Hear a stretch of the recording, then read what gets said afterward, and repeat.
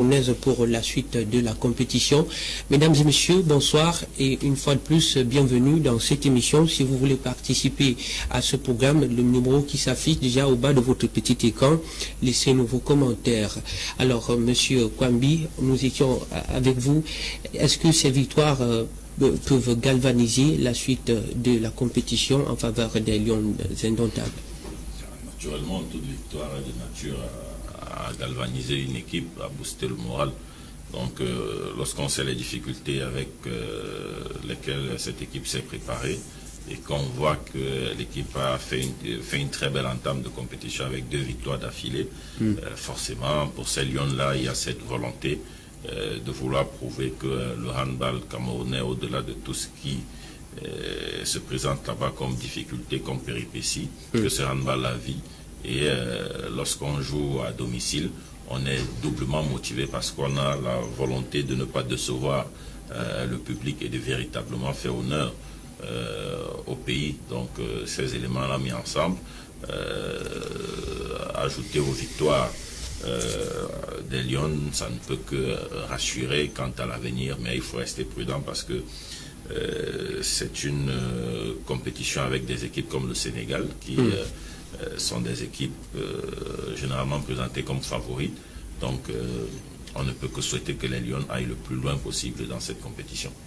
Eh bien, on ne peut que souhaiter que les Lions aillent le plus loin possible dans cette compétition. C'est le souhait de tout le monde. En tout cas, juste à côté de vous, je donne la parole à M. Tchamba, Michael. Quelle spécificité de cette victoire qui a eu lieu lors du match d'ouverture? Encore, c'est un 8 juin 2021. Merci, Quentin.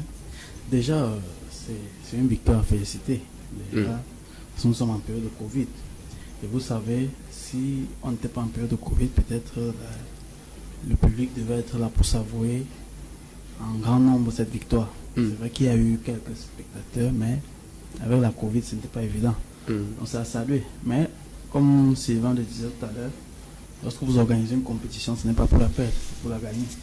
Donc je crois que les Lions ont tiré cette leçon et se sont mis au travail.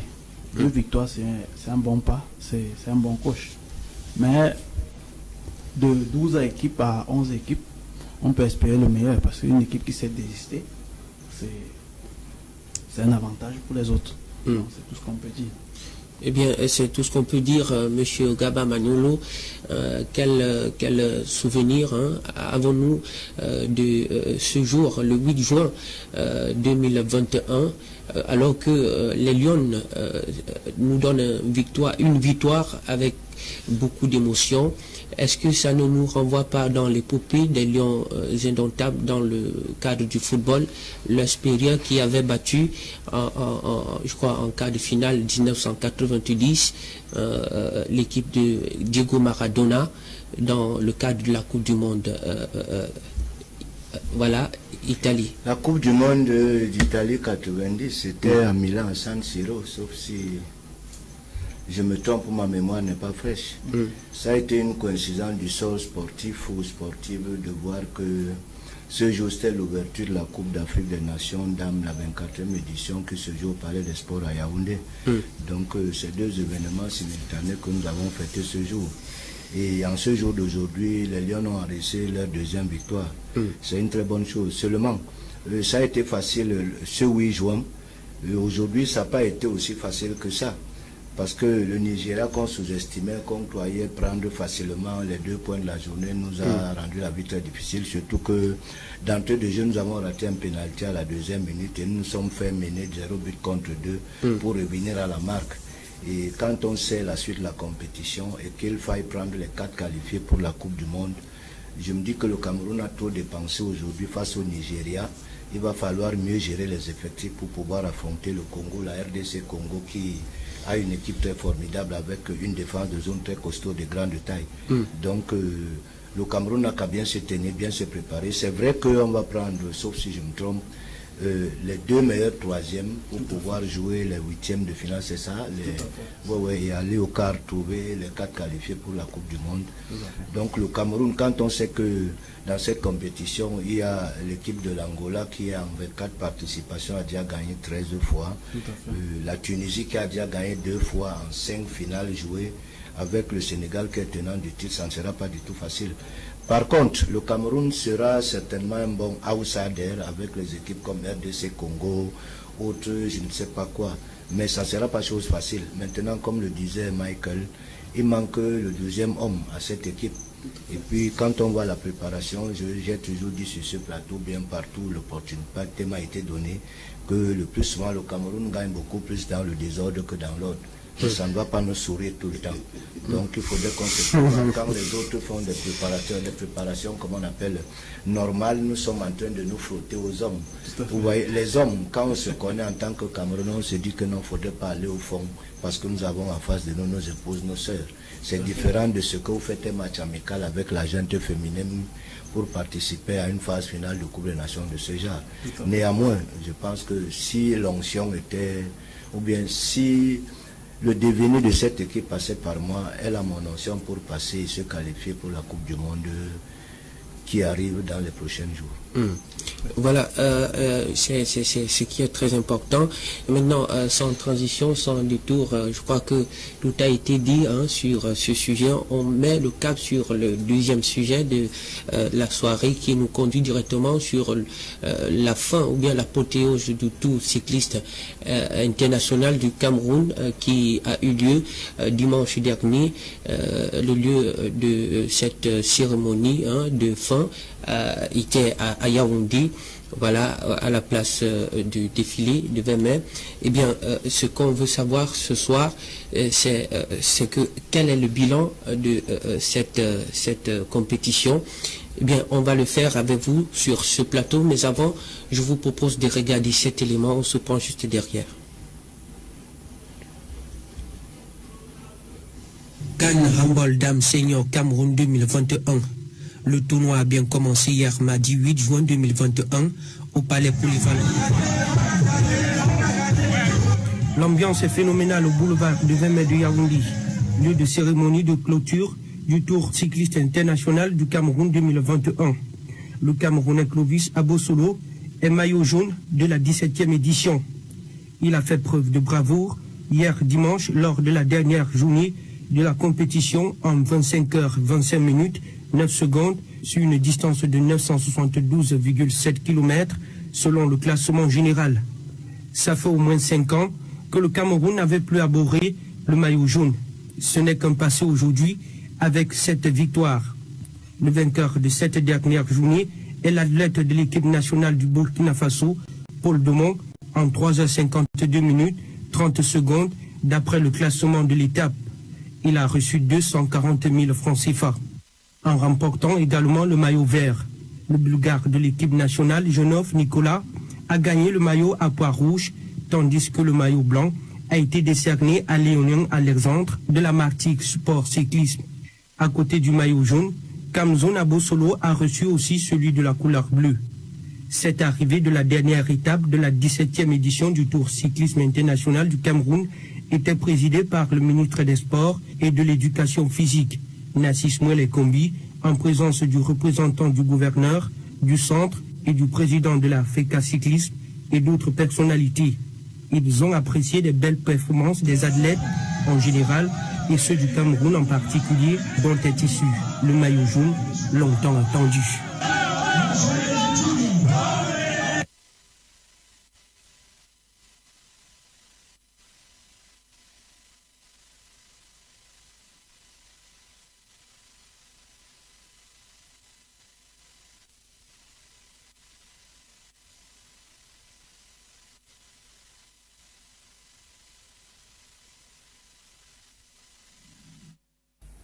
Et là, matin la cérémonie de clôture du Tour cycliste international, riche en son, en couleurs et en émotions. Voilà, vous avez bien entendu que le Camerounais Kabzon Abosolo a remporté le maillot jaune, ce qui est inédit après 5 ans.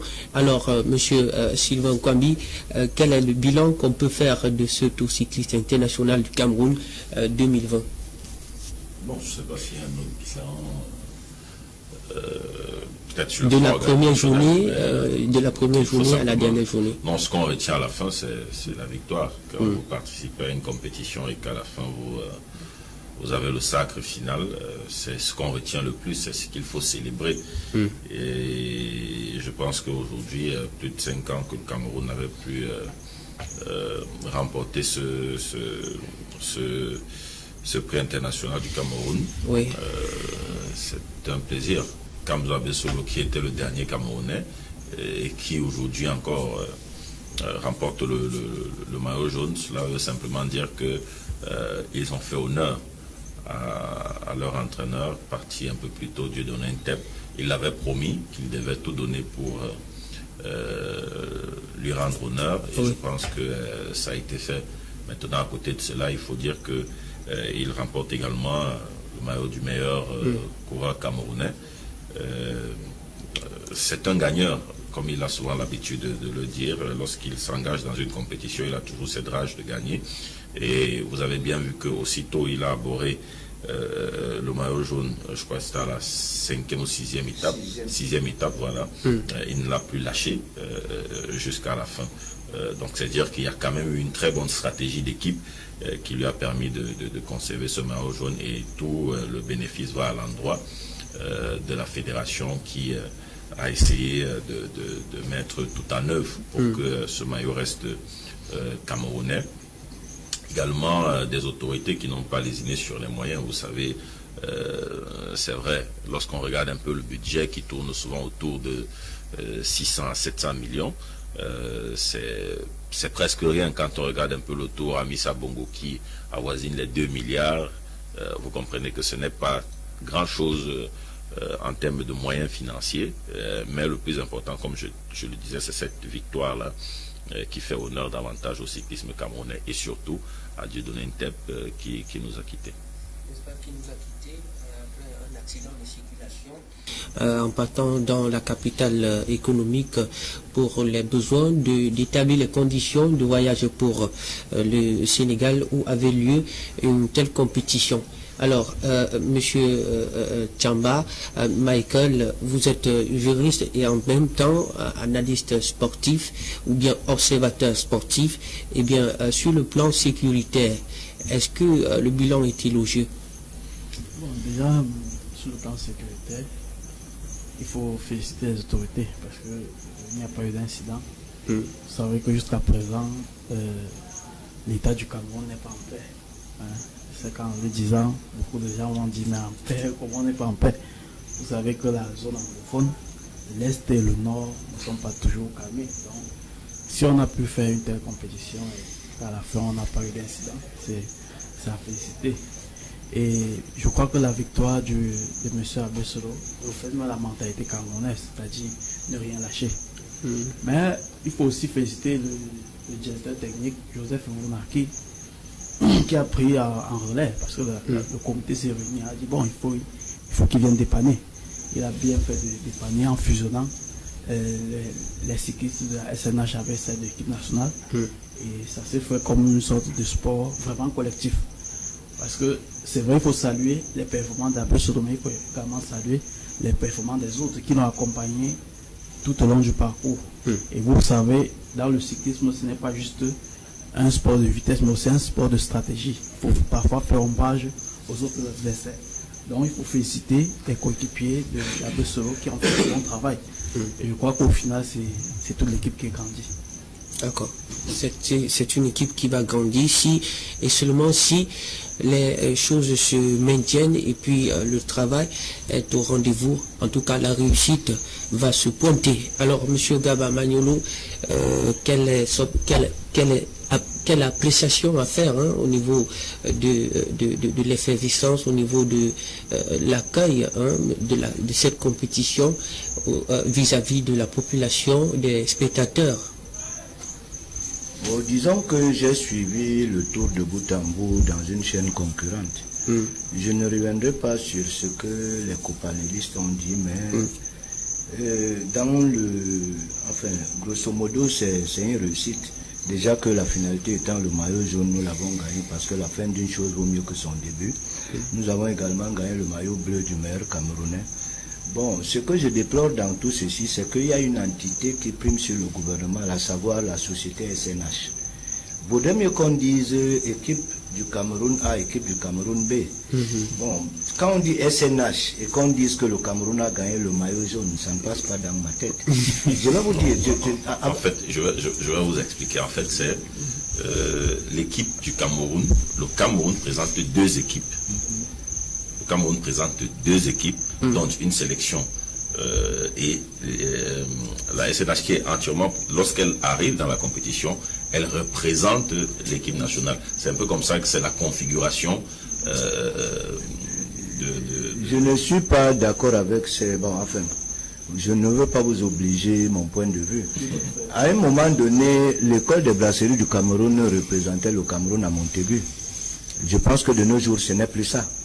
Parce que c'était l'école de football de brasserie du Cameroun, certes. Je vous prends un exemple. Lorsque Coton Sport joue la CAF, c'est peut-être Coton Sport, mais c'est le Cameroun. Parce que c'est différent. Au nom du Cameroun. C'est différent.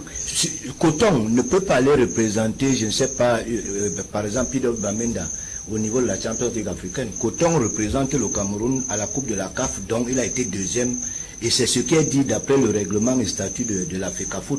Le deuxième représente le Cameroun à la Coupe de la CAF.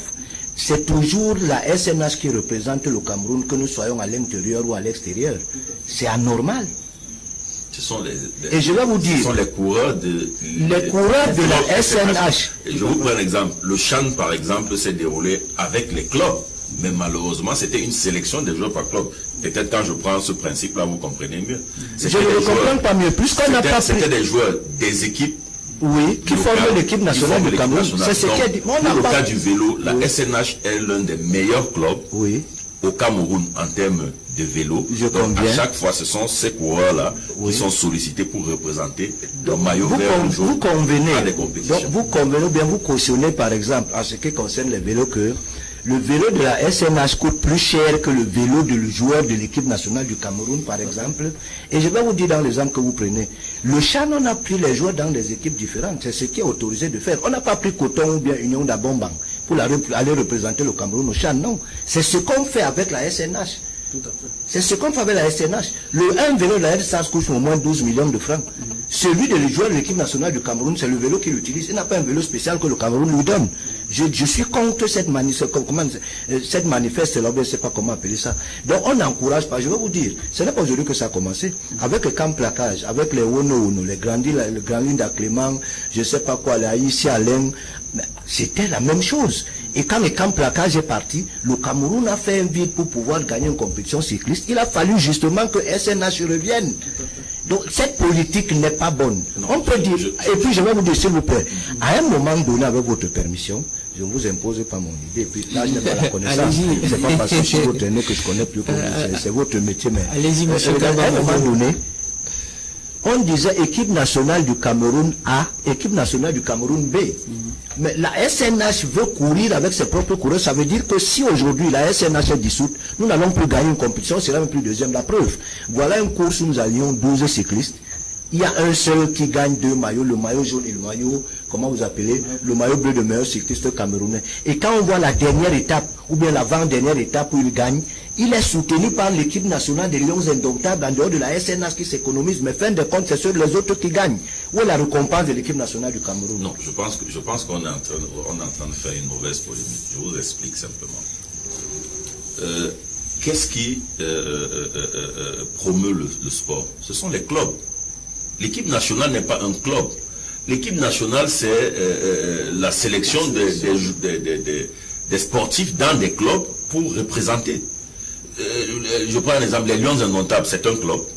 Mais lorsqu'on veut participer à une Coupe du Monde ou à la CAN, comme ce sera le cas en janvier, on va prendre les joueurs à Arsenal. Si on a un bon footballeur à Arsenal, Monsieur Kwame, vous confondez. On prend les joueurs dans Union, dans Tonnerre, dans Caïman. Et lorsqu'il arrive, le poulet de l'équipe nationale. Ils sont confondus, ils sont fondus dans l'équipe nationale du Cameroun. La SMH a ses coureurs habituels qui font le tour national du Cameroun, qui font le tour Chantal Biya, qui font le tour du Faso, au compte de la SMH. Et il y a là-dedans les joueurs de l'équipe nationale qui sont 6 autres coureurs qu'on prend dans différentes équipes pour former cette réelle ou véritable équipe nationale. C'est différent. C'est différent. SMH a ses coureurs qui font, quand on dit championnat national du Cameroun, ce sont ces coureurs qui courent. Quand on dit représenter le tour à Missa Bongo, ce sont ces coureurs. Et quand on dit en équipe nationale du Cameroun, ici nous devons représenter 2 équipes. Dans l'équipe, dite équipe nationale du Cameroun, on prend les cyclistes dans le littoral, on prend à l'ouest, ainsi de suite. C'est ça l'équipe nationale. Je vous explique simplement. Le principe, c'est de ne pas léser les autres clubs qui essayent, peut-être qu'ils n'ont pas les mêmes moyens financiers que la SNH. C'est ça le principe. On pouvait donc fondre ces joueurs, prendre les meilleurs et les mettre du compte de la SNH. Je vous prends un autre exemple.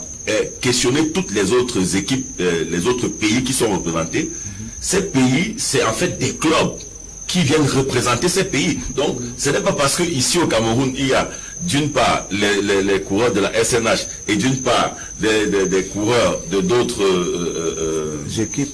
équipes qu'on réunit et qu'on dise équipe nationale, qu'on va faire le distinguo. Non, c'est la somme de tout cela, sauf que le cyclisme a cette particularité de ce que vous pouvez, en tant que sponsor, garder votre nom, même si vous le nom de votre équipe quand vous engagez, mais cela n'enlève en rien le fait que vous vous engagez au nom de l'équipe nationale. Voilà en fait le principe et les particularités peut-être dans le sport. Donc c'est tout. Je vous prends un exemple. Même lorsque vous avez regardé le CHAN, lorsqu'un joueur faisait une belle action, on disait le joueur de l'équipe nationale sociétaire de l'Union de Douala. Mais ce n'est pas normal. Voilà, c'est la même chose. Ce n'est que normal. C'est différent avec SNH. On ne se comprend pas. Peut-être on ne pourra même pas se comprendre. C'est très différent. Voilà. C'est très différent. On ne pourra pas se comprendre. Oui. Allez-y, monsieur Tchamba, Michel. Je reviens à Sylvain parce que je crois qu'il s'agit d'un problème de financement. On va tout dire, on va tourner, mais il se pose un problème de financement parce que ce qui dit est pertinent. Lorsque vous venez d'Arsenal ou de Coton Sport et qu'on vous convoque à l'équipe nationale, vous ne venez pas arborer le maillot du Coton. Vous arborez le maillot de l'équipe nationale. Et non, je me permets. Et dans le cas d'espèce, pourquoi on aborde SNH?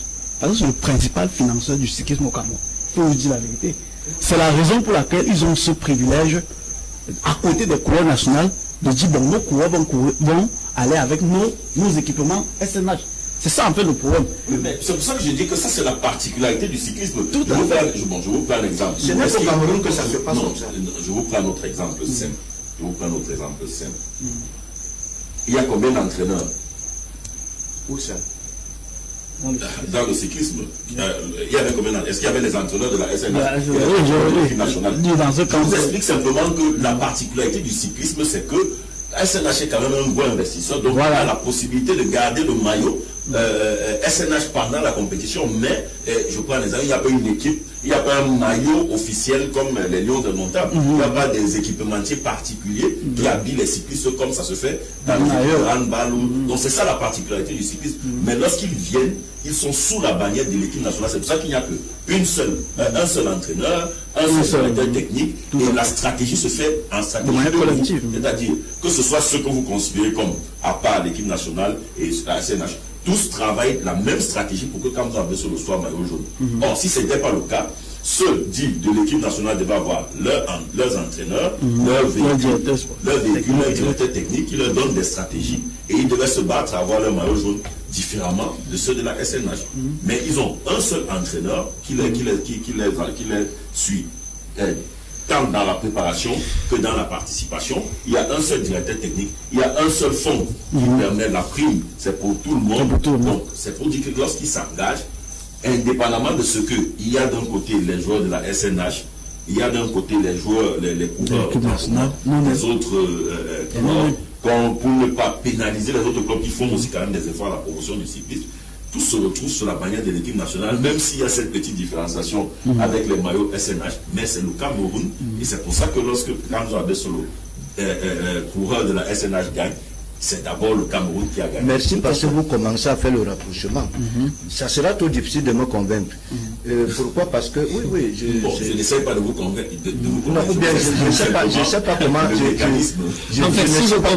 Pourquoi on ne pouvait pas mettre les maillots? Pourquoi SNH? Il n'y a pas de sponsor, c'est vrai.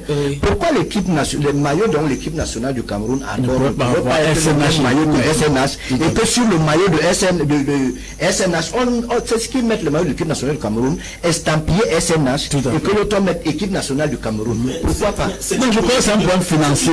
C'est une politique de la fédération qui vise à valoriser le bon financier. Il n'y a pas de mal à ce que c'est donc du deux mesures. Le joueur de l'équipe nationale du Cameroun ne travaille pas comme le joueur de SNH. Il faudrait qu'il y ait une compétition internationale pour qu'on les associe. Les performances ne seront jamais les mêmes. Et tant que la Union de Douala de travail comme PWD.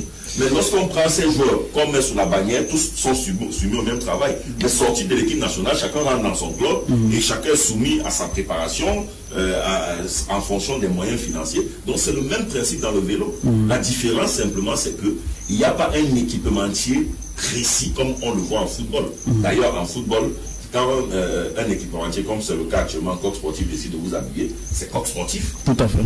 Donc c'est la même chose. SNH, c'est un gros financier pour la promotion du cyclisme.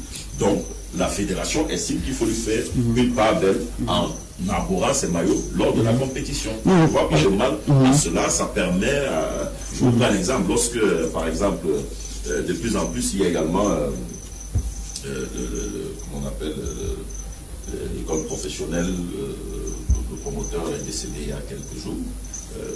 Et je crois qu'ils avaient engagé un cycliste, parce qu'ils étaient dans la logique de mettre sur pied une équipe. Ils avaient engagé un cycliste qui, en courant, arborait également le maillot de IWG. Et ça ne fait.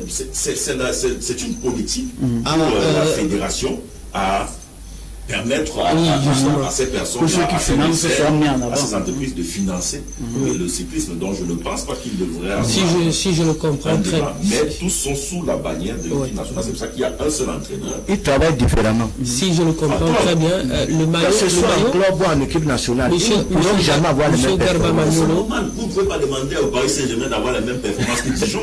Vous ne pouvez pas voir au Monsieur Gaba Magnolo, on a d'abord commencé tard, il faut gagner un temps. Il faut qu'on gagne en temps, justement. Si je le comprends très bien, ce sont les maillots de la société qui sponsorise, n'est-ce pas, les affaires le plus, qui domine dans la compétition. On a très bien compris. Il a pris le cas du fondateur de l'Institut universitaire du Golfe de Guinée-Douala, le monsieur Louis-Marie, voilà, le feu Louis-Marie Djobou. Voilà, donc c'est facile à comprendre que ça. Alors, mesdames et messieurs, je crois que cette discussion nous conduisait tout droitement dans le troisième sujet. On n'a pas le temps à bouffer. Eh bien, le troisième sujet qui nous parle justement du fin de stage des Lions Indomptables en Autriche. Donc le vendredi 4 juin passé, ils ont battu leur adversaire, les Eagles du Nigeria, 1-0, et dans le cadre du match aller, et bien dans le cadre du match retour, et c'est un nul. Ils sont séparés dos à dos. Alors que peut-on retenir donc de cette de cette compétition, on peut dire, de ce stage entrant dans le cadre des périodes de la FIFA, M. Gaba Magnolo? Je vais d'abord vous surprendre, en principe, ça en est une. Je n'ai pas vu voir le match aller parce que je n'étais pas sur place. Et celui du séquent là hier, c'est comme le cas qu'on a eu tout à l'heure. L'homme a créé la machine et la machine a fini par trahir l'homme. Énerveilleux nous avait supprimé l'énergie.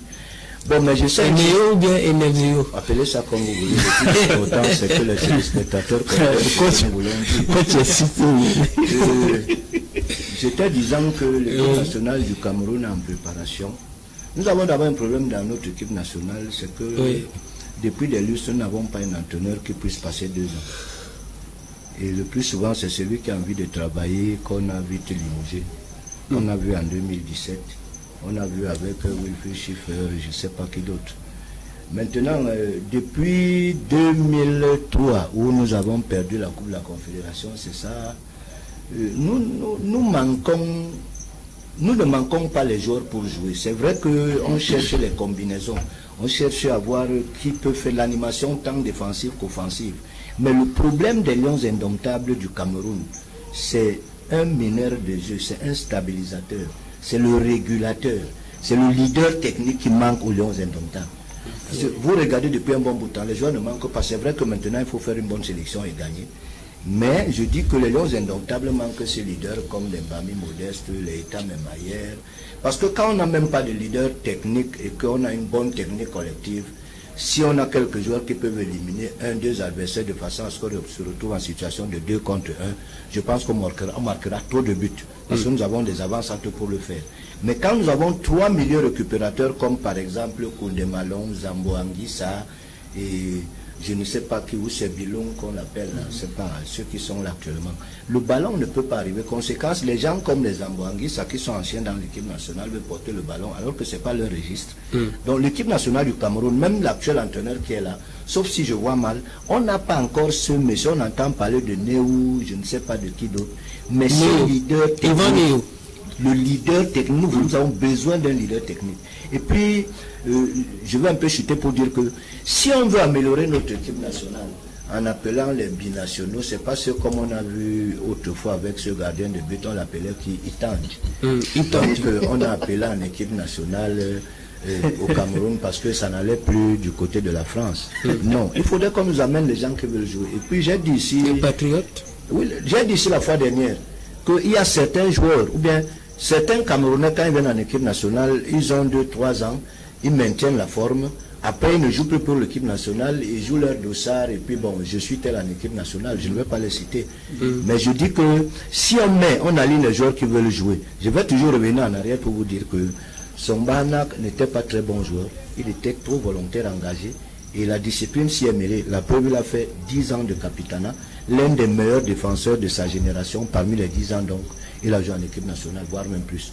Donc, l'équipe nationale du Cameroun a besoin d'un leader. Les matchs qu'on fait, sauf si je me trompe ou si ma vision n'est pas saine, c'est pour voir l'association, les pairs qui peuvent jouer. Mais je pense que l'entraîneur a déjà une idée de son équipe et que le moment venu, il fera ce qu'il a dit, c'est-à-dire que aligner les meilleurs pour qu'on ait une équipe qui puisse jouer. Mais pour tant à dire ou bien penser que nous allons circuler le ballon comme c'était en 2000, 2002 ou 2003, ce n'est pas pour demain. D'accord. Le coach a parlé, il a souligné quelques éléments ou bien quelques manquements. Eh bien, au niveau des joueurs qui ont été recrutés nouvellement, quelle appréciation pour leur part, Monsieur Tchamba? Quentin, je crois que j'étais sidéré parce que le coach était en train de dire. C'était d'abord de l'admiration. Déjà, parce que le coach dit est tellement pertinent. C'est comme si on avait conversé sur ce sujet. Mais je crois qu'on va dire n'importe quoi. Ils reviennent toujours cette question du financement. Ouais, un peu, vous avez vu les prestations du gardien Mossola. Oui. Mais on a l'impression que c'est peut-être un joueur, un gardien du Real qui joue dans le championnat occidental. Il sort de l'Est du club. Mais si peut-être il venait du Coton ou peut-être du Canon, ça ne pourrait pas être le même. Pourquoi? Parce qu'au Cameroun, on attend toujours que l'État finance. Pourquoi on veut toujours que ce soit l'État qui finance notre championnat? Parce qu'en réalité, c'est le problème de financement. C'est la raison pour laquelle notre championnat ne produit pas des joueurs. Vous l'avez vu, ce coach a la particularité d'observer un peu le championnat local et de tirer quelques pépinières. Vous l'avez vu, il observe vraiment. Mais est-ce que cette pépinière-là n'apporte pas un autre visage particulier à la prestation footballistique de l'équipe en général, de telle enseigne qu'on voit une sorte de compétition entre les joueurs, ce qui peut amener à des réalisations? Tout à fait. Je crois qu'il faut, pendant longtemps, on n'a pas fait confiance aux joueurs locaux. Ouais. Il a fallu les Vincent Boubacar qui ont prouvé, pour qu'on sache que, ok, dans notre championnat, il y a des gens qui peuvent aller loin. Je crois que c'est un problème de financement. On va tourner, mais il s'agit d'un problème de avec financement. votre permission, il faut signaler que Aboubacar Vincent étant dans Coton n'a pas joué dans l'équipe nationale senior. Il a joué dans les catégories inférieures. Et puis bon, la meilleure équipe nationale du Cameroun de 1990, du 8 juin, dont on faisait allusion aujourd'hui, C'était aussi amateur comme titulaire. Hein. Tout à fait. Et nous avons fait le résultat, Tout à pas fait. sur notre génération de Léon Le Fera. Et il faut noter qu'à l'époque, le financement était de taille. Ce n'était pas que l'État qui finançait. Je crois qu'aujourd'hui, avec l'avènement de la décentralisation, il faudrait que les communes s'investissent dans le football. Parce que ça rentre désormais dans leurs compétences transférées. Donc, on attend les communes. On attend les communes. L'État ne doit pas tout faire. On attend les communes. Eh bien, M. Sylvain Kwambi, quel est votre regard que vous allez porter? Avant que Sylvain ne réponde, je vais un peu dire ce qu'il a dit là. Les mairies ont un budget pour subventionner certaines équipes d'arrondissement. C'est ce qu'on dit. Moi, je vais vous prendre un exemple. En 1989, j'étais dans le Serpent Football Club de Bassa avec Lucien Metomo et autres comme Norben Maya. À l'époque, il n'y avait pas encore la mairie de Douala 5e. Il me souvient que le regretté président Guillaume Manika Edouard Rizi, avec Ndedi Mbo qui vit encore, il est commissaire de masse, je ne sais pas dans quelle division. Douala 3e, la mairie de Douala 3e nous avait donné 16 paires de godasses, 16 maillots avec 16 shorts, ce n'est pas une enveloppe. Donc si nous sommes là en 89 que la mairie a pu le faire, ce n'est pas aujourd'hui en 2001. Ce budget existe, il faut juste aller les titiller. À défaut, ils l'utilisent à leur propre foin pour renflouer leur poche. Donc c'était pour enchérir ce que vous dites, que les mairies ont cette subvention, mais peut-être que parce que les équipes ne partent pas vers la mairie, soit les équipes partent sans faire, comment on appelle, une annonce publique, comme les présidents sont ce qu'ils sont, mais pas tous. Mais nous savons que la plupart des présidents, leur affaire, c'est de mettre le nez sur l'argent. Tout à fait. Alors, il faut à la décharge des mairies, il faut quand même dire que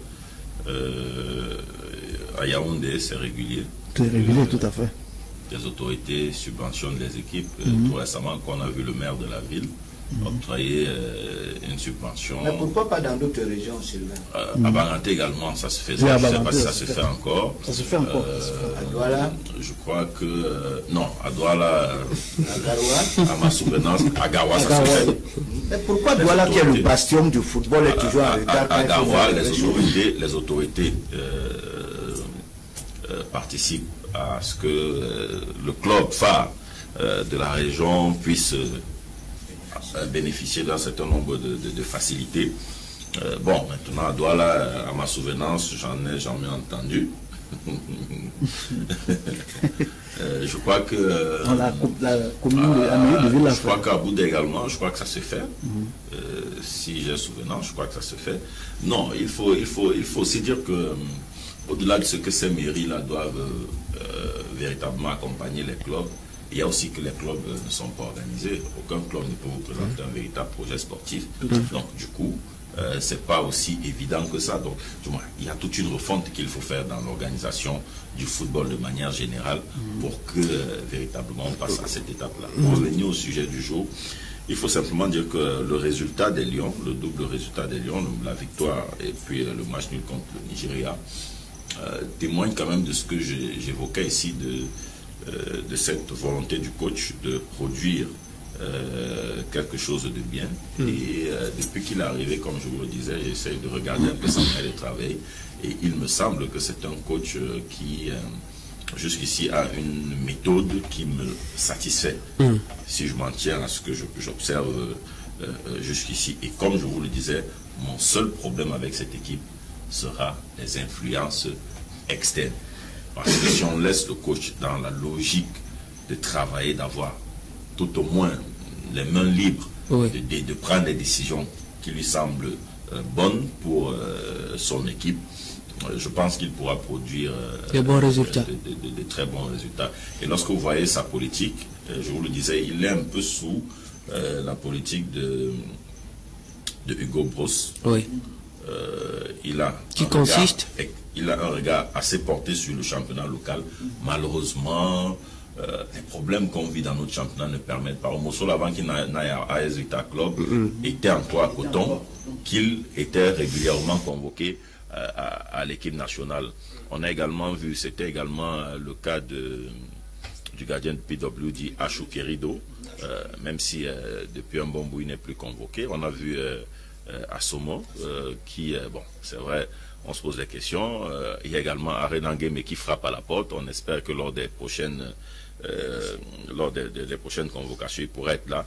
Il faut également expliquer que la dernière fois, il avait convoqué, je crois, 3 à 4 joueurs du championnat, mais la période de pandémie Covid avait été extrêmement compliquée avec les refus de visa. Vous vous souvenez de cette période? Ça va empêcher justement que ces 4 joueurs du championnat local ne se retrouvent en Europe pour les matchs qu'il avait disputés là-bas. Donc, sa méthode jusqu'ici semble me satisfaire. Et je pense que quand on regarde l'équipe, outre les blessés qui n'ont pas pu être là, tel le défenseur central, son nom m'échappe un peu, le défenseur central,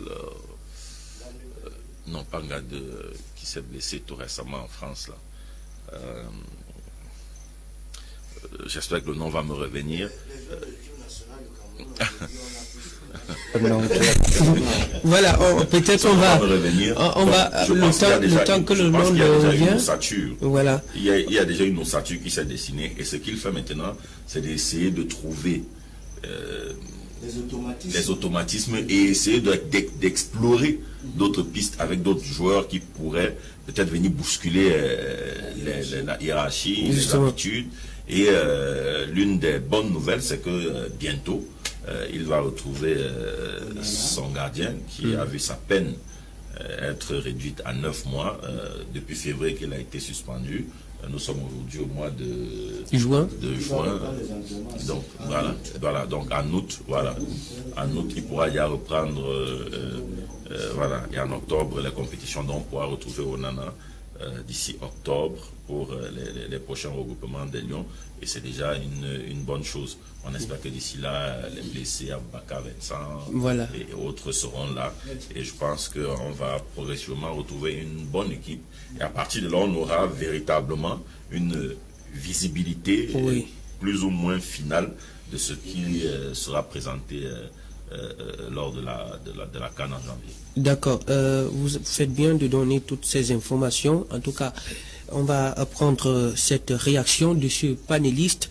Bonsoir Quentin et à tous et à tout ton panel. L'équivoque que lève Garba Magnolo est pertinente. Et il a raison, sauf que l'explication que Noël donne tient du fait que, en vérité, c'est un tournoi de club et non d'équipe nationale, car la SNH pourrait avoir dans les jours prochains un Burkinabé ou un Gabonais. Parlerons-nous de l'équipe BIS du Cameroun? C'est signé Séjour de PK11. Il nous fait rentrer encore dans le sujet précédent. Je pense qu'il faut qu'on l'explique. Lorsqu'on parle de l'équipe nationale, à moins que le Burkinabé, la SNH après c'est un club qui peut recruter qui qu'elle veut. C'est une équipe. Maintenant, il n'y a pas que. Non, ce que je veux dire, c'est quoi? C'est que il n'y a pas que le Tour du Cameroun. On est d'accord. Il y a d'autres compétitions où le Burkinabé, en tant que coureur de l'équipe SNH, pourra prendre part. Mais lorsque on convoque l'équipe nationale, je suis désolé, il ne pourra pas faire partie de ces effectifs. Je vous prends un exemple. Coton Sport a Sibiri n'est pas camerounais. Dernièrement, il a été convoqué dans son équipe nationale. Lorsqu'on convoque les joueurs à l'équipe nationale, les joueurs de Coton, vous n'allez jamais entendre le nom de Sibiri. Union de Douala a eu plusieurs joueurs togolais. La différence ici, c'est quoi? C'est que SNH a 6 coureurs. S'il y a ce Burkinabé qui vient, il ne fera pas le 7e, il sera le 6e. Donc on a besoin pour une compétition nationale. Donc SNH représente le Cameroun. Parce que ça sera une course internationale. Ça ne sera pas une course nationale, on veut voir le champion du Cameroun. Conséquence, tu dis bien que les Burkinabés, les Nigérians qui sont dans l'équipe de Coton, quand la période FIFA arrive, chacun rentre dans son pays. Quand ce coureur de SNH qui est burkinabé ou bien qui est tchadien va rentrer dans son pays, le quorum de participation sera certainement atteint, parce qu'on sera 5. Mais les 6 coureurs de SNH ne pourront pas courir au compte du Cameroun parce qu'il y a un corps étranger. D'accord, on va revenir sur ce sujet dans nos prochaines éditions. Eh bien, monsieur Sylvain Kwambi, on est d'accord au moins sur ce principe. Voilà. Une équipe n'est pas obligée d'engager tous ses coureurs à une compétition. Alors, si on est d'accord sur ce principe-là, je pense qu'on peut avoir répondu. Voilà, monsieur Gaba Magnolo, je vous en prie. On va aller dans le sujet, le tout dernier d'ailleurs de cette émission. Eh bien, pour parler de cette CAN 2022 qui sera organisée au Cameroun à partir de janvier prochain, si je ne m'abuse. Alors, c'est du 9 au 6, du 9 janvier au 6 février. Voilà, ça, du 9 janvier au 6 février. Alors, des réactions divergentes fusent un peu de partout dans les réseaux sociaux. Si d'aucuns pensent que cette CAN n'est qu'une fiction, d'autres, c'est pas le cas. En tout cas, on va d'abord regarder cet élément. On vient juste derrière pour en débattre concrètement. Évaluer d'abord la mobilisation des ouvriers sur le chantier, puis vérifier l'état d'avancement des travaux. Enfin, faire le point sur la situation de l'organisation de la prochaine Coupe d'Afrique des Nations football était l'objectif de la descente du ministre des Sports et de l'Éducation physique sur le site du complexe sportif d'Olimbe hier, mercredi 9 juin 2021. Il était accompagné des représentants du ministre de la Communication, du gouverneur du centre et des autres personnalités sur le terrain. Il est à noter que, d'après les observations de Monsieur le ministre des Sports, les assurances sont données pour la réception provisoire du stade en fin août, suivie de celle de l'hôtel, du cinéma et du centre commercial. La pose des écrans géants est prévue pour le même mois et sera aussitôt suivie de la fixation de la deuxième rangée d'éclairage du stade principal, sans oublier la pose du tartan sur la piste d'athlétisme. Celle des écailles du pangolin sur la toiture du stade se poursuit sereinement. Cette visite d'inspection intervient dans un contexte où des réactions divergentes au sujet de l'effectivité de l'organisation de la CAN 2022 au Cameroun fusent un peu de partout sur la toile dans les réseaux sociaux. Si certains pensent que le pays de Roger Mila ne sera pas prêt le jour dit, pour le ministre des Sports, Narcisse Mouele Kombi, c'est le contraire. Le Cameroun est prêt. Vous me direz, bon, Olimbe oui, Olimbe fait partie du pays. Mais n'oubliez pas que nous avons 6 terrains de compétition qui sont prêts. D'où vient-il donc l'idée selon laquelle le Cameroun ne serait prêt à 60%? Cela est un contresens. Une réaction donnée lors d'un point de presse accordé aux médias à la fin de l'inspection. Tout est donc clair, l'organisation de la Coupe d'Afrique des Nations au Cameroun est une réalité et non une fiction. Qui montrait le compte rendu de la visite du ministre des Sports et de l'Éducation physique sur le site du complexe sportif d'Olimbe. Donc après des réactions qui sont convergentes au niveau de l'effectivité de l'organisation de la Coupe d'Afrique des Nations 2022 au Cameroun, monsieur le ministre Narcisse Mouele Kombi a jugé important de descendre sur le terrain pour évaluer la mobilisation des employés sur le terrain et l'état d'avancement des travaux du stade d'Olimbe. Alors je vais poser directement la question aux juristes présents sur le plateau. Monsieur Tamba Michael, voilà, dis-nous pourquoi tant de réactions polémiqueuses au sujet de l'effectivité de l'organisation de la Coupe d'Afrique des Nations 2022 au Cameroun. Merci Quentin. Je crois que la question vaut la peine. Parce que vous savez, au Cameroun, lorsqu'on critique, ça suppose qu'on est antipatriote. Alors que nous savons tous que c'est parfois de la contention que de la vérité. Je crois qu'il y a un sérieux problème. Il y a de cela une semaine, on parlait de ça avec Sylvain. Et Sylvain avait l'idée d'après laquelle le Cameroun. Sylvain avait argué l'idée d'après laquelle le Cameroun était prêt. Mais nous nous rendons tous compte aujourd'hui que tout ce qui concerne les installations directement utilisées sur le plan sportif, on est prêt. Là, c'est sans commentaire. On nous a demandé 6 stades, on en a 8.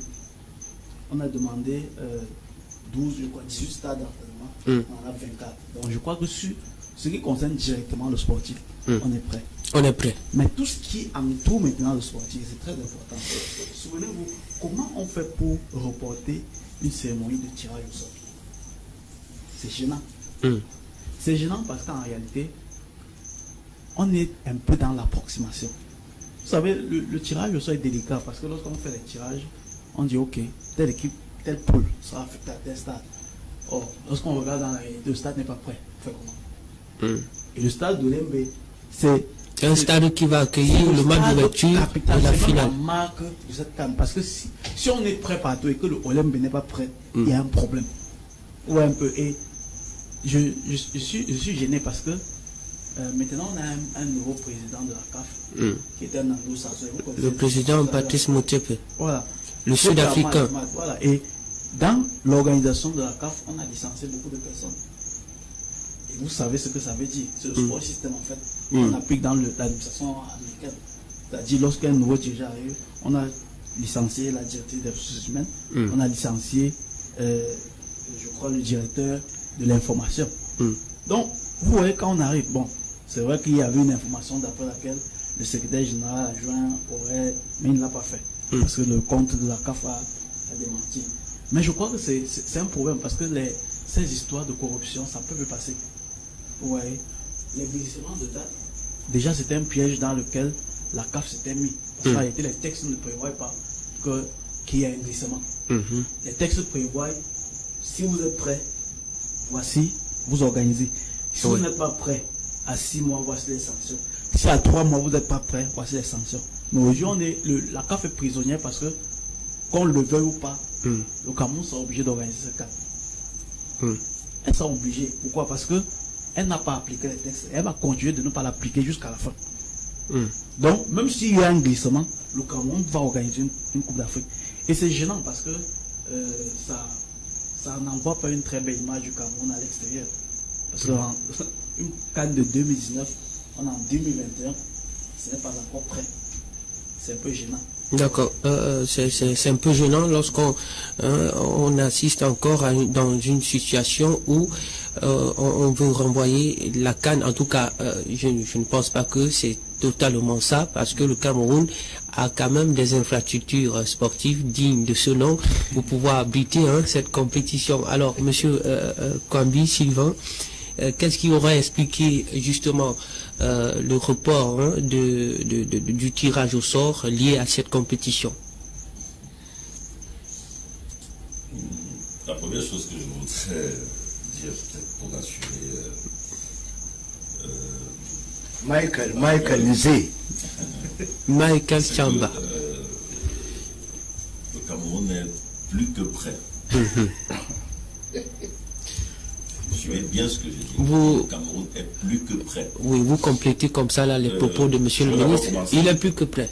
Je vais d'abord commencer par dire que ça c'est sûr, les lenteurs de notre administration, les difficultés qu'ils se créent souvent eux-mêmes, ça c'est connu. Oui. Mais lorsqu'on a un regard beaucoup plus objectif. Non, au-delà de l'objectivité, un regard beaucoup plus profond.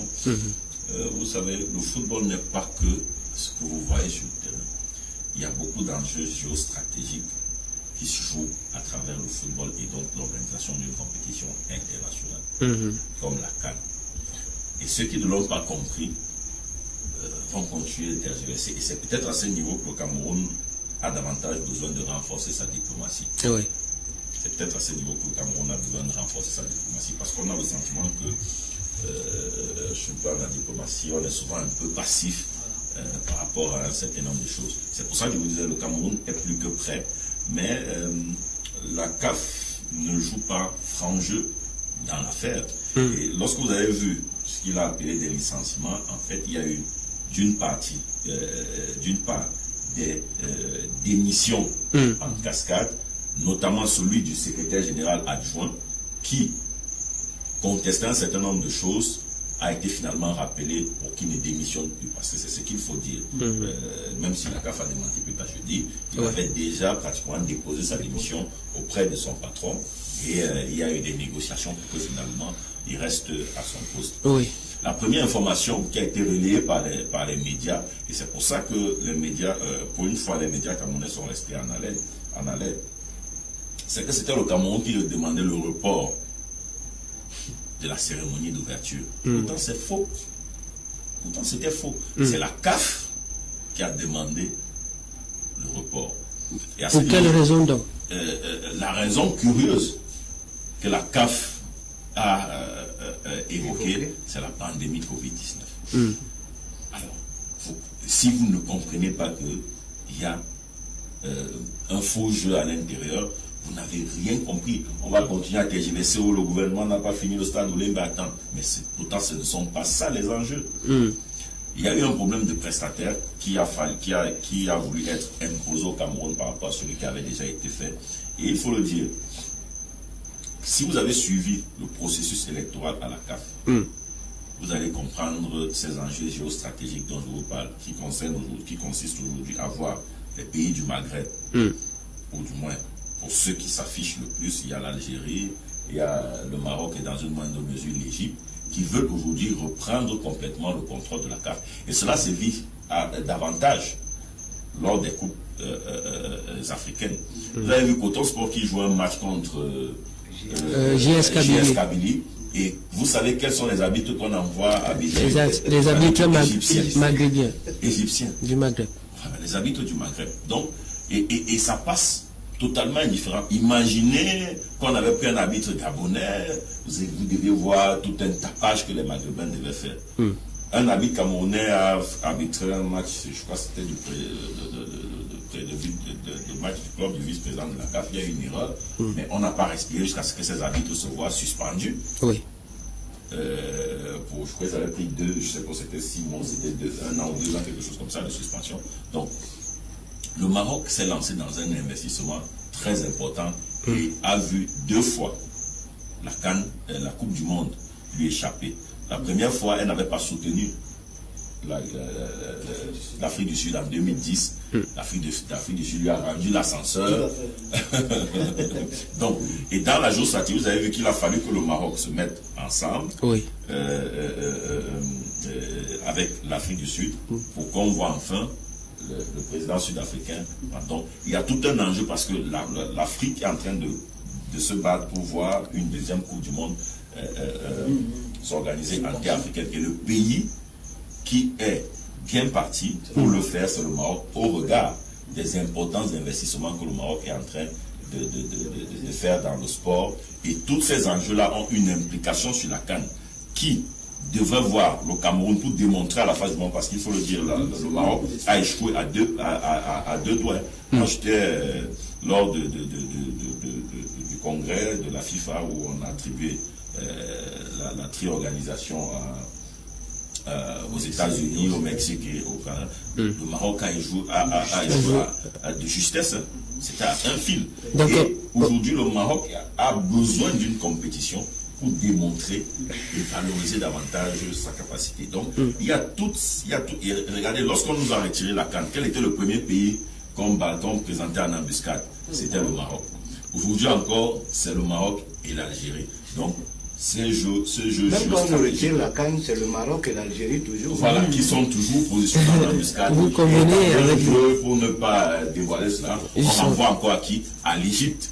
Donc, si vous n'avez pas avant de vous relancer, ce jeu-là, on va rester là à pinailler sur le Cameroun n'a pas fini le stade Olembe. Non. Si le stade Olembe, parce que tout à l'heure il disait que le Cameroun n'a pas respecté les textes, ok, je suis d'accord. Mais sauf que la CAF elle-même, n'a pas respecté les textes. Non, n'a pas respecté les textes, a changé les règles du jeu au cours du match. C'est-à-dire la CAN qu'on attribue, ne l'oublions pas, ne le perdons pas de vue. La CAN qu'on attribue au Cameroun, c'est la CAN à 16 équipes. Et quand on passe à 24, ça modifie le cahier des charges. Le Cameroun a quand même accepté de jouer le challenge, sauf que s'il fallait aller dans un procès, la CAF devait sortir gros perdant dans cette affaire. C'est pour ça qu'elle s'est battue à créer ce glissement. Et avec ce glissement, le Cameroun a tout fait pour être prêt. Le CHAN, parce qu'il faut le dire, pour organiser une compétition majeure, il faut que vous organisez une compétition mineure qui vous permette de démontrer que vous avez la capacité. Et aujourd'hui, le CHAN a réussi avec brio. Tous les signaux sont au vert au sortir de l'organisation du CHAN. Il n'y a donc aucune raison aujourd'hui pour que la CAF vienne retirer la Coupe d'Afrique au Cameroun. Et c'est à ce niveau que notre diplomatie doit être très forte pour être prêt à traduire la CAF devant toutes les juridictions compétentes afin qu'elle paye le dommage à l'intérêt de avant de donner la parole à M.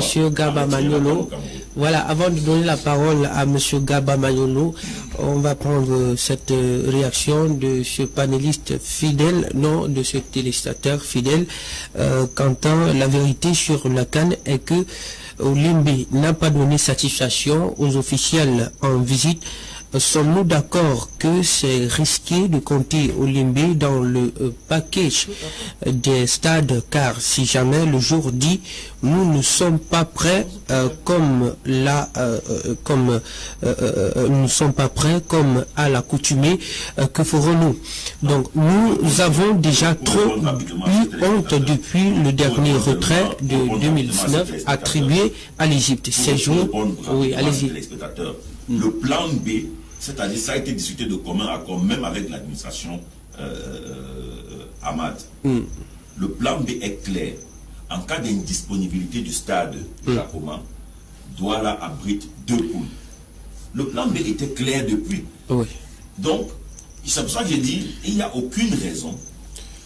C'est juste que le Cameroun veut justement, comme il le disait, cette fierté-là, parce que Olimbe, c'est le stade qui doit être présenté comme la fierté, parce que ça porte quand même le nom du chef de l'État. Donc en fait, les autorités mettent la pression, du moins font du mieux qu'ils peuvent malgré toutes les péripéties qu'ils se créent souvent eux-mêmes, font tout pour que ce stade-là fasse partie des compétitions de la CAF, pour que cela soit présenté comme la fierté du Cameroun. Mais je dis, outre le stade Jacoma, le stade Paul Biya, le plan B est prêt. Le plan B est déjà à côté, c'est-à-dire doit habiter 2 poules, notamment Jacoma et d'accord. Monsieur vous voulez qu'on donne des informations, vous voulez qu'on fasse la problématique sera l'ajout d'un stade supplémentaire. Parce que au départ, le stade de Bépanda a été considéré comme un stade d'entraînement. Maintenant, si ça devient un stade de compétition, il faudra donc pallier à cela. Et pour cela, ne pensez pas que les infrastructures manquent. La KSA avait été mise en option pour pallier à ce problème de stade supplémentaire d'entraînement. Donc, si le stade est retenu, on va activer rapidement pour remettre la pelouse, du moins, réaméliorer la qualité de la pelouse de la KSA, qui est quand même une très belle infrastructure. Rappelons-le, les Lions ont souvent fait des stages à la KSA. Donc, il y a des infrastructures à même d'abriter des entraînements pour les équipes. D'accord, merci pour de ces informations très bien expliquées. Et après, il faut le dire. Après, il faut le dire, le sud-ouest, c'est à 0 pas. Donc, un stade au sud-ouest peut également servir de palier parce que, moi je me souviens, lorsque nous étions dans quel pays, lorsque vous regardiez la distance entre l'hôtel des Lions et le stade d'entraînement, c'était pratiquement une distance qu'on partait d'ici Libre. Alors, Monsieur Garba Magnolo, je vous ai vu réagir là. Vous avez certainement quelque chose à dire en réaction? Disons qu'il a répondu à l'une de mes préoccupations. Laquelle? Celle de savoir que Bépanda était considéré comme un stade d'entraînement. Aujourd'hui, si le plan B, comment on appelle, révèle que Bépanda sera un stade de match, car ça pourra être une éventualité. Bon, merci déjà pour cette réponse. Je conviens également avec lui que le tirage a été reporté parce que la FIFA a voulu imposer un prestataire. Et qu'il y a un problème au niveau des hôtels dans la région du Nord. Non, tout à fait. Bon, pourquoi? Parce que on ne peut pas faire le tirage, ne pas vous dire l'hôtel que vous allez occuper. Tout à fait. Et il a dit quelque chose tout à l'heure. On vous a donné les règles et pendant le match, comment on appelle, les dés ont été faussés. Qu'est-ce que je veux dire? Je veux dire que au départ, il était question d'organiser une Coupe des Nations avec 24 équipes, bien 16 équipes. Bon, après, Ahmad est venu, il a parlé de, comme on appelle, 24 équipes. Le Cameroun a été prêt, on a parlé d'un hôtel avec 2 personnes par chambre. Chemin faisant, on a dit que non, c'est maintenant une chambre. C'est pour ça que Garoua a les problèmes. Et Garoua, les problèmes, on ne peut pas faire le tirage, parce que quand vous faites le tirage, comme je l'ai dit tantôt, on doit vous dire l'hôtel que vous allez occuper, là où vous allez vous entraîner. Donc, on ne peut donc pas faire le tirage et attendre pour donner. C'est pour cela qu'on a, c'est mon point de vue, hein, on a reporté une autre mission de la CAF qui arrive au Cameroun le 14 pour clarifier et voir si on peut jouer à Garoua, ou bien on peut mettre 2 équipes à Garoua, soit on va jouer, je ne sais pas, certains matchs de la poule de Garoua, à Garoua et d'autres à Douala. Il y a ces choses. Maintenant, je reviens pour poser une question à Sylvain. Déjà que l'information n'est pas censée être juste. Parce qu'on nous a dit que Anthony Bafou, le secrétaire général chargé de la compétition, je ne sais pas quoi, le chargé du développement, aurait démissionné, ou bien on lui aurait poussé à la démission. N'a pas démissionné. Tout ce qui se passe aujourd'hui, c'est aussi vrai qu'il n'existe plus de fausses rumeurs au Cameroun.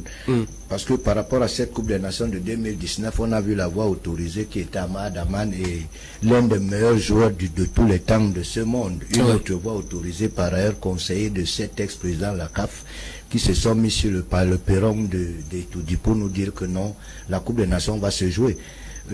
Comme pour dire quoi? Nous avons un Camerounais qui est secrétaire général, qui est le CELCOM, c'est ça, de la CAF, à la personne de Alexis Sioué. C'est vrai qu'on ne peut pas jeter la calebasse, là on a caché ça. On ne peut pas jeter la pierre, on a caché sa calebasse de vin de palme. C'est-à-dire qu'il ne peut pas nous dire si on nous enlève l'organisation de la Coupe d'Afrique des Nations ou pas. Mais je dis que si les pays du Maghreb, comme il disait tantôt, par rapport aux formes géologiques, je ne sais pas, stratégiques, ainsi de suite, la géostratégie ou de la CAF, contrôle de la CAF. Si ces équipes du Maghreb arrivent déjà à influencer le tirage au sort de la CAF, ça veut dire qu'ils peuvent également influencer que la Coupe des Nations ne se joue pas au Cameroun et pour qu'ils soient en exergue afin de réussir à leur coup. Bon, maintenant, nous avons également une autre voix autorisée qui est le ministre qui a dit, comme le chef de l'État l'avait dit, que ça sera le jour dit. On attend voir. Mais on sait également que ce ministre, d'après une chaîne concurrente que j'ai suivie hier, dit que ce ministre est sur une chaise éjectable. C'est pour cela qu'il n'est pas allé représenter le chef d'État lors du coup d'envoi du CHAN, de la Coupe d'Afrique des Nations de football féminin qui est en train de se passer. Donc je pense qu'il y a quelque chose qui se susurre. Cette Coupe d'Afrique des Nations risque d'être sur un sable mouvant. Mais mon souhait, c'est qu'elle se joue au Cameroun pour le bien du Cameroun, parce qu'on a tant investi pour. Maintenant, pour répondre à une autre préoccupation de Michael. Allez-y. La Coupe du Monde de 94, le stade n'était pas terminé, hein, mais elle s'est jouée. Donc, au Limbe, l'aire de jeu, on peut jouer, les aires de jeu d'entraînement, c'est pas les lumières, on a parlé des coquilles, de crocodiles, c'est pas quoi. Les pots de pangolin. Que ça soit même les coquilles des huîtres qu'on trouve à Mouanko, ça pourra nous aider. C'est presque. Je vous rappelle que c'est en cours de revêtement. La cabine de comment vous appelez est déjà prête. Donc, je pense qu'au niveau des stades, il n'y a pas de problème. Mais certains pays, au niveau du stade, il y a le tartan qu'il faut mettre sur la piste d'athlétisme. C'est rien. Vous voyez, quand la mission de la CAF vient au Cameroun, ce n'est pas pour, du moins les récentes missions, c'est pas pour retirer la CAF au Cameroun. C'est pour regarder si le cahier de charge est progressivement respecté et les délais que les techniciens donnent peuvent être respectés d'ici à là. Par exemple, mettre le tartan ne prend pas un mois. C'est pas une histoire d'une semaine, c'est officiel. Mais maintenant, il y a des écrans géants qu'il faut mettre également. Tout ça, c'est rien. Nous avons des spécialistes. Comment on appelle notre société qui nous coupe constamment la lumière à les techniciens pour pouvoir installer, vous appelez quoi, les vidéos, les caméras de surveillance, c'est rien. Peut-être même parmi nous, il y a les électriciens qui peuvent le faire. Mais je dis qu'il y a des pays qui veulent profiter qui profitent du torrent pour chier dans la rigole. Ouais, par exemple, quand Garoua n'a pas les hôtels pour pouvoir recevoir 4 équipes et qu'on a des délégations peut-être de 40 personnes, je pense que la Coupe des Nations, là, est hypothétique. Non. Allez-y d'abord, monsieur Michel. En fait, on va supputer, mais je crois que le Cameroun, c'est une grande nation de football. Oui. Parce qu'on est en train de parler du Cameroun comme si ça s'agissait du Cap-Vert, peut-être du Niger. 5 fois champion d'Afrique. Voilà. Vous êtes au courant depuis... Après l'Égypte. C'est le chauvinisme. Oui, vous êtes au courant depuis 2016. Vous allez organiser un camp. On vous proroge, on fait un glissement de date. On est en 2021. Vous n'êtes pas prêt. C'est soyant. Et si vous prenez votre permission, le stade de Lumba a fêté son 12e anniversaire il n'y a pas 2, 3, 4 jours. Hein. Son 12e anniversaire dans quel... De la pose de la première pierre. Voilà. Oui, monsieur, ça fait 12 ans qu'on a fait la pose de la première pierre du stade de Lumba, monsieur. Je crois qu'à la limite, il faut se questionner. Et je vous ai dit, le problème n'est pas trop au niveau des installations sportives des stades. Le problème, ça sera prêt. C'est même déjà prêt. C'est même déjà prêt. Je dis, c'est tout ce qui entoure la compétition. Parce que ce n'est pas qu'une affaire de stade, c'est une affaire de déplacement, c'est une affaire de logement. Et dans la vision du président de la République, c'était de permettre que toutes les aires culturelles du Cameroun participent à la fête sportive. On doit avoir un stade à Garoua qui doit abriter une poule avec les hôtels. On devait avoir un stade à l'ouest du Cameroun, un stade pour toute la zone Grassfield. On doit avoir un stade à Limbe et à Douala pour la zone Sawa, et on doit avoir un stade à Olembe pour la zone Petit. Oui. Mais si aujourd'hui ce rêve du président de la République ne peut pas être concrétisé par ses exécutants, c'est gênant. Ouais. Je crois qu'à la limite. Vous n'avez pas évoqué le sud-ouest. Au départ, le sud-ouest ne faisait pas partie. Tout à fait. Des zones qui devaient abriter aujourd'hui. Il y a une poule au sud-ouest. C'est-à-dire qu'il y a beaucoup de choses qui ont été modifiées. Mais le Cameroun a donné son accord. On appelle ça gentleman agreement. Vous avez dit, il n'y a pas de problème. Je me rappelle le ministre de la Communication dans les années 2007. Je disais, il n'y a pas de problème. Ça ne posait pas de problème pour le Cameroun. Vu qu'on avait déjà un certain nombre d'installations sportives sur lesquelles on pouvait s'appuyer. Mais aujourd'hui, on est en 2021 et qu'on est en train de douter. Donc je crois que si vous regardez les routes de la ville de Douala, si vous regardez les hôtels qui sont indexés à l'entrée l'Est, non, je pense que non, je vais vous parler un exemple. Lorsqu'on pose la problématique des hôtels, il faut le dire. Je vais vous parler un exemple. Il y a une équipe, je ne sais pas si c'est angolaise ou marocaine, qui est arrivée. Et l'hôtel qui leur avait été attribué par le Cameroun ne leur a pas plu. Quand c'était un hôtel homologué. C'était lors du Maroc. Voilà. Lors du Chan, le Maroc a refusé. Pourtant, c'était un hôtel homologué par la CAF. Et elle allait prendre un autre hôtel. Donc, mais là, ça il faut faire. Pas du Cameroun. Non. Ce que je veux dire, c'est quoi? C'est que il faut faire très attention dans la question des hôtels. Parce que souvent, et c'est pour ça que je dis que on se met souvent en difficulté. Si vous arrivez par exemple à Limbe, vous voyez les hôtels qui ont été réquisitionnés. Oui. Et vous voyez les hôtels qui n'ont pas été réquisitionnés. Je vous assure, vous pouvez avoir froid au dos. Donc le Cameroun n'a pas un problème d'hôtel. Si vous arrivez à Garoua, je parie, parce que moi j'ai été tout récemment, lorsque vous visitez le tour des hôtels que Garoua a, et vous voyez même souvent les hôtels qu'on a finalement présentés à la CAF comme des hôtels qui doivent accueillir la compétition, et vous voyez les hôtels qu'on a laissés de côté, vous avez souvent froid au dos. Oui, mais Sylvain, c'était 1000 exemples. Oui, Sylvain, avec votre permission, vous pensez que ceux qui disent qu'à Garoua, il n'y a que l'hôtel Ribadou qui est prêt, puisque l'hôtel en construction, comme on appelle au centre administratif, où on appelle le quartier Plateau, c'est là qu'il y a l'hôtel dont vous faites allusion, il est inachevé. Là, c'est la magie. Non. Ouais, quand vous parlez d'un hôtel qui n'est pas achevé. Oui, mais le reste n'est pas homologué. Et quand, s'il vous plaît, je dis ceci, n'est-ce pas? C'est nous-mêmes qui nous mettons souvent en difficulté, comme je vous l'ai dit. Je vous ai dit, si vous avez par exemple dans la ville de Limbe, je ne prends que cet exemple-là pour que vous compreniez ce que je suis en train de vous dire. Lorsque vous regardez les hôtels qui ont été présentés à la CAF pour être homologués, ce ne sont pas les plus fameux. Et vous voyez les hôtels qu'on a laissés, je vous assure, vous serez surpris. Moi, il y a beaucoup d'hôtels qu'on a sélectionnés et présentés à la CAF qui ne peuvent pas entrer dans mon champ de vision. Si moi je veux solliciter un hôtel pour une équipe, par exemple, qui sollicite un de mes services pour leur faciliter. Mais si l'hôtel n'a pas les normes d'une équipe nationale demandée par la CAF, je dis bien ceci, n'est-ce pas? Monsieur, nous sommes Camerounais, n'est-ce pas? Voilà. Nous sommes Camerounais. Et je dis, lorsque vous voyez les hôtels qu'on présente à la CAF pour homologation, et vous voyez les hôtels, à moins que vous voulez nous dire que les yeux, c'est-à-dire quand vous voyez quelque chose de beau, vous ne connaissez plus ce qui est beau. Moi, j'ai quand même la particularité de faire un peu le tour du Cameroun, de voir un certain nombre de choses. Voilà. Il y a des hôtels que vous voyez, qu'on n'a pas réquisitionné comme hôtel homologué, vous avez froid au dos, contrairement à ce qui a été homologué. Donc souvent, on se met en difficulté parce que justement, il y a ces affaires. Par exemple, dans le cas Covid, on a parlé des marchés fictifs, des choix d'amis pour des prestations de services. C'est le même principe. Donc souvent, on se met en difficulté pour rien. Pourtant, il y a de belles choses qu'on peut présenter, mais on se laisse. Parce que je suis ami du coach Garba Manoulo. Voilà, je suis ami du coach Garba Manoulo, je préfère aller montrer son truc alors que à côté il y a peut-être plus beau, plus luxueux. Voilà, disons aussi à Sylvain que, avec votre permission, même pendant le Chan là, le Cameroun a failli, hein. Que ce soit pour, comment on appelle, le respect des mesures barrières, que ce soit au niveau du transport, parce que la loi de la CAF, ou bien le règlement dit, je ne sais pas comment vous appelez ça, après une distance de plus de 200 mètres doit se faire par avion. Nous avons fait tout le champ, on a vu les équipes qui partaient de Limbe pour aller jouer à Yaoundé à voiture.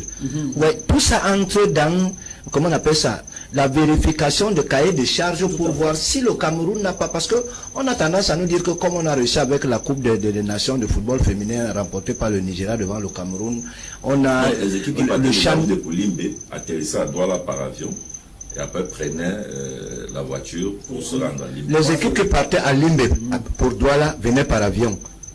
Non, quand une équipe part de Yaoundé pour jouer à Limbe, la CAF ne badine pas avec cette elle partait avec vous partez en avion de Yaoundé, vous atterrissez à Douala, et de Douala vous prenez la route pour Limbe. C'est ce qui se faisait parce que moi j'ai eu vent de ces plaintes là que les voitures, on partait par voiture de Douala à Yaoundé. Donc c'était pour dire que je veux bien que la Coupe se joue au Cameroun, mais avouons aussi qu'il y a beaucoup de choses qui manquent. Alors, nous tendons vers la fin de cette émission.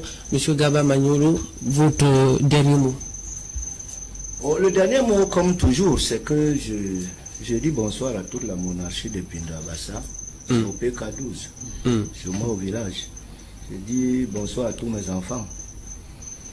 Bon, maintenant, pour conclure, je légalise, assume et signe, de peur qu'on ne prenne personne en lieu et place. Le continental monarque de Pindo, Garba Manoulo de Ville, c'est mon nom. Ciao, ciao, Inch'Allah. Merci d'avoir été sur le plateau. C'est l'inverse qui devrait être fait. Monsieur Sylvain. Tout le plaisir a été le mien. D'accord, merci. Monsieur Tchamba Mikael, je rappelle que vous êtes juriste et observateur sportif. Merci d'avoir été là pour nous. Merci Quentin. J'ai l'occasion ici de féliciter le gardien Vandessa qui a véritablement défendu et témoigné en faveur du Nana. Ouais. Et ça, il faudrait qu'à l'avenir il soit véritablement prudent. Ouais. Donc sa bonne foi a plaidé pour sa cause. Alors, merci beaucoup, mesdames et messieurs. Le plateau était composé de monsieur Sylvain Kwambi. Je rappelle qu'il est journaliste sportif, en même temps secrétaire général de l'association des journalistes sportifs du Cameroun. Et je crois qu'il est aussi responsable de la presse numérique www.pressesport.com. Alors, juste à côté de lui, c'était monsieur Tchamba Mikael. Il est juriste et observateur sportif. En face de lui, c'était M. Garba Manoulo, formateur, entraîneur et puis promoteur du football. À la présentation, je m'appelle Quentin Etapé. À la technique, c'était Desmond et son collaborateur. Alors, si vous voulez regarder l'émission en rediffusion, rendez-vous samedi à 10h ou bien allez tout simplement sur notre page Facebook MyMedia Prime TV. Vous allez regarder l'émission sans problème. Mesdames et messieurs, c'est ici que tombe le rideau. On se donne rendez-vous à la prochaine édition. D'ici là, portez-vous bien. Demain, c'est un nouveau jour. Ciao. Bye bye.